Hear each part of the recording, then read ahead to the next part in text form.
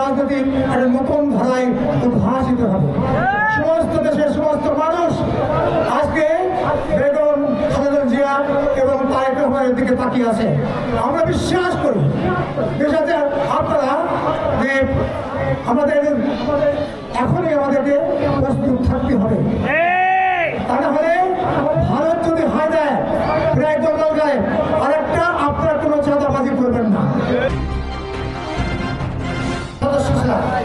এইভাবে দেশটা যখন আবার জেগে উঠতে থাকবে ঠিক সেই সময় আবার একটা অনস্পর্শী হয়ে গেল। এরশাদ ক্ষমতা আসলেন, এরশাদের বিরুদ্ধে শহীদ রাষ্ট্র বেগম খালেদা জিয়া 9 বছর আন্দোলন করেছিলেন, সংগ্রাম করেছেন, তিনি কারো আপোষ নেননি, গণতন্ত্র আবার প্রতিষ্ঠা হয়েছিল।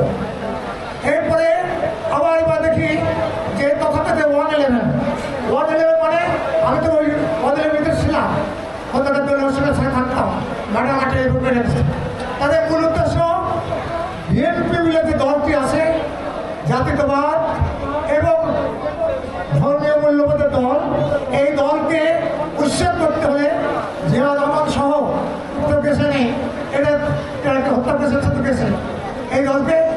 এটা হলো আমাদের সবচেয়ে বড় সমস্যা। সংগ্রামী ভাইরা, আমরা এ পর্যন্ত যে পিটিগুলো করছি তারেক রহমানকে ধরলেন, তাকে মাথা হাড় ভেঙে দিয়েছিলেন। আমি সেই সময় 111 ছিলাম। বাংলাদেশের কোনো এমপি কিন্তু তখন ম্যাডামের পক্ষে নেয়নি। আপনাদের সঙ্গে আমার রাত দিন সে কত যে কোনো সময় কিন্তু হতো, আমি রাত দিন তার সঙ্গে ছিলাম। এরপরে আজকে বিএনপি দর্শন যাতে নষ্ট হয় তার জন্য বেগম খালেদা জিয়াকে জেলে দিয়েছেন, তারেক রহমানের মিথ্যা কেস দিয়েছেন। এইভাবে তারা বাংলাদেশে বিএনপিকে ধ্বংস করতে চায়, কিন্তু ইনশাল্লাহ শহীদ রাষ্ট্রপতি জিয়া রহমানের দল কোনোদিন ধ্বংস করতে পারবেন না, আপনারা এটা মনে রাখবেন। সংগ্রামী ভাইরা, আমরা দেখতে পাচ্ছি যে ভারত আমাদের বিপক্ষে, যে কোনো সময় ভারত আমাদের আক্রমণ করতে পারে। তাই আপনারা আমরা যদি এক না থাকি তাহলে আমাদের ভবিষ্যৎ কিন্তু খুবই অন্ধকার। সেই সাথে এই দেশের মানুষ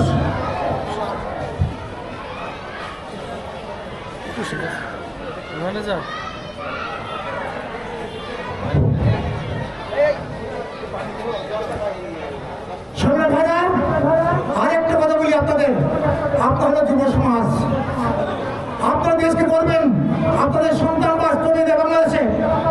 আমরা তো মাত্র কয়েকদিন আছি, আমরা খারাপ কি ভালো এ কথা বলে লাভ নেই। আপনাদের কাজ করেন, আমাদের দেশকে তৈরি করতে হলে আমাদেরই করতে হবে। আমি যেটা বললাম যে ভারত চক্রান্ত করছে শেখ হাসিনার মাধ্যমে দেশের বিভিন্ন জায়গায় গৌরব সৃষ্টি করছে যাতে আরেকটা 111 হয়।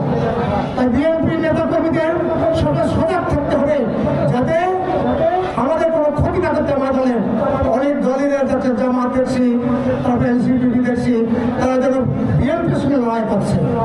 আপনাদের এই লড়াইটা করা উচিত হবে না। এবং আপনারা রক্ত দিয়েছেন, আমাদের সঙ্গে রক্ত দিয়েছেন, আমরা সবাইকে সম্মান করি, আপনার সেই সম্মানটা ধরে রাখবেন। প্রিয় নেতা ভাইরা, আপনাদের আমি আল্লাহর কাছে দোয়া করি আমাদের প্রিয় নেত্রী দেশনেত্রী বেগম খালেদা জিয়া তিনি আমাদের মাঝে এসে নেতৃত্ব দেবেন। আর একটি কথা বলে যায়, সেটা হলো জনাব তারেক রহমানকে আমরা বিমানবন্দরে উঠিয়ে দিয়েছিলাম, সে এখনো আজকে অনেক বিপদ আছে। তারপরেও আমি তারেক ভাইকে কথা বলবো, আমরা আপনার পিজি হসপিটালে পাহাড় দেওয়া আমরা আপনাদের পাহাড় দেবো, আপনি বাংলাদেশে ঢুকেন, আমরা তো আপনাদের আপনাকে আপনার বডিগার্ড হয়ে থাকবো। আপনি আসলেই বাংলাদেশের রাজনীতি একটা নতুন ধারায় উদ্ভাসিত হবে। সমস্ত দেশের সমস্ত মানুষ আজকে বেগম খালেদা জিয়া এবং তারেক রহমানের দিকে তাকিয়ে আছে। আমরা বিশ্বাস করি দেশে আপনারা যে আমাদের এখনই সবসময় আমাদেরকে প্রস্তুত থাকতে হবে। তা না হলে ভারত যদি হয় দেয় প্রায় দখল দেয়, আরেকটা আপনারা কোনো চাঁদাবাজি করবেন না, কেন্দ্র দখল করবেন না।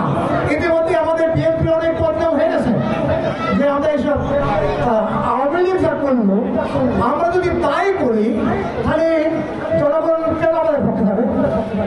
জনগণ আমাদের পক্ষে আছে, কিন্তু আপনাদের মনে রাখতে হবে আপনারা ভোটে কোনো চাঁদাবাজি কিছু করবেন না। এখন শেখ হাসিনা চলে গেছে, কিন্তু থাকাকালীন তিনি আমাদের সবচেয়ে ক্ষতি করেছেন কি জানেন? পুলিশ প্রশাসনকে ধ্বংস করেছে, পুলিশ প্রশাসন ধ্বংস করেছে, বিসিএস ধ্বংস করেছে, নির্বাচন অবস্থা সবই ধ্বংস করেছে। কিন্তু আমার দৃষ্টিতে সবচেয়ে বেশি ধ্বংস করেছে আমাদের মনোজগৎ। তারা শেখ হাসিনার সাথে মিথ্যে কথা বলতো, এখন আমরা সবাই মিথ্যে কথা। আল্লাহ তারা আমাদের প্রিয় ধ্বংস করেছেন যে মিথ্যা হলো সকল পাপের মা। আজকে আমাদের ঢুকে যাচ্ছে, এবং আরেকটা যদি ঢুকেছে কি, যেমনি হোক মাসুল মেয়াদি হোক, যোগ্যতা থাকুক আর না থাকুক, দ্যাট ইজ দ্য কোশ্চেন। আমি একটা চেয়ার চাই, সেই চেয়ারের উপর দাঁড়িয়ে আমি লক্ষ লক্ষ টাকা ইনকাম করতে চাই। এইটা একেবারে দলের বিভিন্ন নেতাদের দেখা যাচ্ছে সব দলের মধ্যে। এদের থেকে দেশটাকে রক্ষা করতে হবে। আমাদের পরিষদে আপনারা একটা অনুষ্ঠান করছেন আজকে।